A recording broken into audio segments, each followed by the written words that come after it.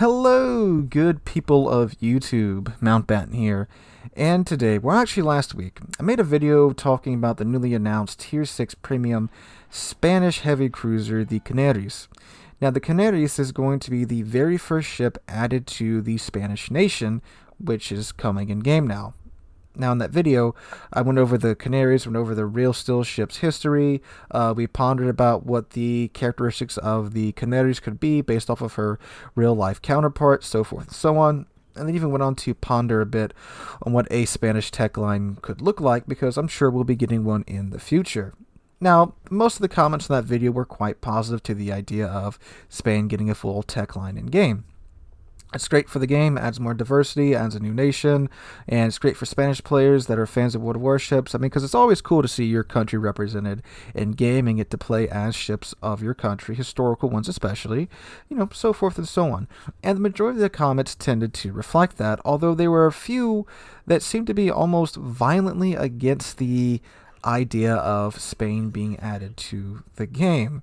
And for one particular reason that I saw in most of the comments is something along the lines of, oh, why is Spain getting a tech line before the Canadian Navy? All Spain ships would have to be paper ships, where we have the Canadian Navy that could be real ships, or the Australian Navy that could be real ships. Well, first off, if you do look at the ships of Spain, sure, they didn't participate in World War II, so their navy wasn't anywhere near the size of course, America, England, Germany, Russia, or Italy during the war, because, of course, they weren't involved. But if you look at the ships, there's plenty there to make almost full tech lines out of the ships that did exist, especially DDs. Cruisers you could easily have up to Tier 7 with real still ships, and even Tier 8 or Tier 9 with the plans that they had drawn up for more modern cruisers. You would have to make a completely paper Tier 10 ship, though. Battleships would have to be, of course, completely paper, except for like the España class. And yeah, sure. But paper ships, are they really that bad for the game? And that's what we're going to be talking about mostly today. But one thing I do want to address before we move on is something I see commented quite often when new tech lines get announced is, where Canadian Navy? Where Australian Navy? Where Canadian Navy at? Well, Canadian Navy, if you look at the Canadian Navy, sure, it's quite large, and I do believe it should be added to the game, of course, because they did have, I believe, the third or fourth largest navy after the war, and that is quite significant. They operated quite a big navy after the war, but most of the ships are ships that were either leased or bought from England. And we already have a full English tech tree in the game. We have the Royal Navy. We have a very fleshed out Royal Navy tech tree. So if you want a true historical Canadian Navy, sure, you could probably have maybe a different light cruiser line for like Tier 2 to 5. You could, maybe stick some Canadian frigates in there that could do that. Or you could have a different Canadian DD line with some frigates that are large DDs, or, well, no, they'd be small DDs, depending upon, again, what class you're looking at and such. But beyond that, it's going to be a bunch of, Fijis and town class and county class ships that we pretty much already have in game with the Royal Navy. And sure, you could switch them up and stuff and add couple different characteristics here and there, but it'd be almost exactly like the Royal Navy ships that we already have in game. Now, again, I'm all aboard that idea. I want the Canadian Navy to be added to the game. I want the Australian and the New Zealand Navy to be added to the game. I want the Commonwealth tech line to be to exist and to be fleshed out as much as it can be. But at the end of the day, unless you want them to go super paper on those trees, they're going to be mostly Royal Navy ships that we already have in game. Whereas adding new nations to the game like Spain, that adds in more uniqueness, the ability to add in some more unique characteristics about these ships, so forth and so on. And that's my thoughts on that argument there. I think, as many nations as can be should be added to this game. It's great for players that can finally get to play their country's ships in game, be it historical ships or be it paper ships. Now, paper ships. The title of this video is probably going to be something along the lines of the case for paper ships, or paper ships good for the game or not, or something like that. So in my mind, paper ships are inevitably going to become more and more and more common in this game. Why?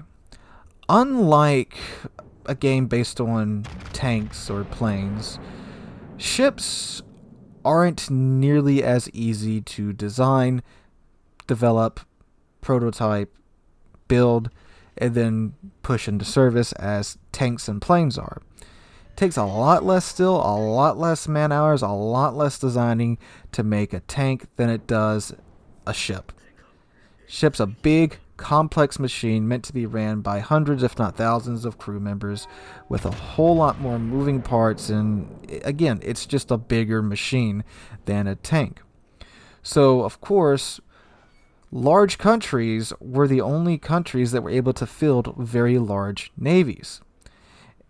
And just like I mentioned with the Royal Navy in England and the Royal Canadian Navy, smaller countries or countries that weren't anywhere near as down the road in development of their naval systems and such had to buy ships from larger countries, especially after World War II. I don't think there's very many countries around the world that have a navy that didn't have a Fletcher-class destroyer in service post-World War II. The U.S. sold those puppies off like hotcakes after the war.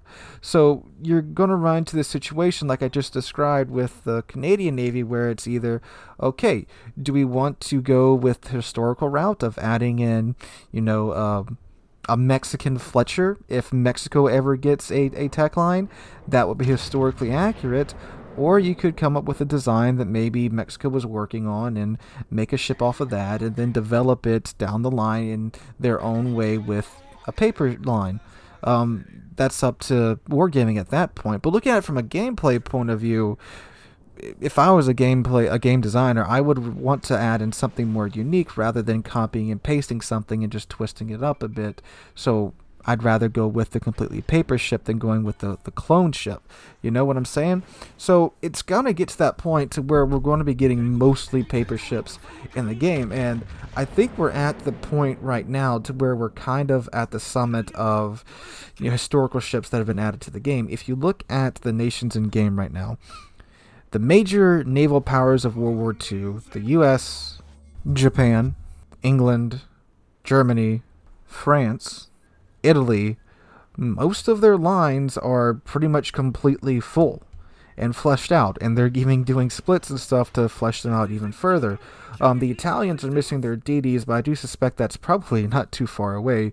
The Italian Navy's, finally gotten the fleshing out that it deserves by them at getting their battleships in game, and now we just need their DDs and the line will be complete. And then like the one CV that they had, of course, probably has a tier 8 premium ship, I'm sure. But after that, yeah, you got Canada, which is just, again, more Royal Navy cruisers and Royal Navy destroyers, and that's it for major naval powers. So with those major nations having their tech lines pretty much flushed out, the nations that had large navies, wargaming is going to have to be looking at nations that had medium to small size navies now, and they're going to probably try to add in what they can with real still historical ships. Then after that, they're going to have to simply flesh out the lines with paper ships because there's not much of an alternative left there. Besides, of course, again, if it's a Lend-Lease Navy or a second-hand Navy, again, the U.S. sold off plenty of Fletchers after the war. Canada sold off a lot of their ships after the war. Same with England, too, and those went all over the world and went into service with various other navies. And yeah, sure, it'd be cool to see those ships added in-game, in their countries that they served with and stuff, but it would be better and more unique for gameplay and for Wargaming to come up with ships that have their own unique characteristics and such, rather than, again, just doing the copy-paste and twisting it up here and there. Again, I'm not against the idea, but for full-on tech lines, I'd like to see that. The copy-paste, twist some things up, those are more suited to premium ships. Hey, you like that Fletcher? Well, here's the Fletcher with the twist. Mexican Fletcher. Whatever you want, But paper ships, there are some, and I think there are some very good points to them. First off, we can get these ships in game that were designed, either late in the war or whenever, and they're kind of nutty, like H-44, although we haven't really gotten H-44 just yet, but we've gotten ships that are derived from that design, like GK, Prussian now, and Hanover, Shikishima with its 20-inch guns, Harugamo, so forth and so on. Ships that are fun to play to play. I mean, heck, the German battlecruiser line, half of its paper is pure paper, and people are loving that line right now. Cool things like that we all enjoy to play, and it's cool to see that in a video game. You guys got to remember, it's a video game. It's an arcade video game. It's not a simulator. It's definitely not a simulator. Shoot.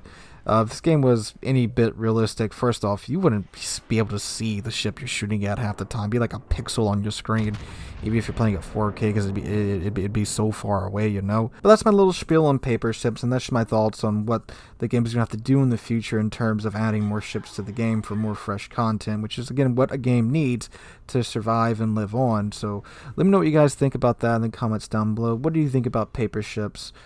Just let your thoughts be heard down below. Hope you guys enjoyed the video. If you did, make sure to drop a like and subscribe to the channel. We're on our way to 30,000 subs. We're just past 29,300. Ooh, my dyslexia is kicking in there. But anyway, guys, hope you have a great Thursday. Hope to catch you guys in the next one.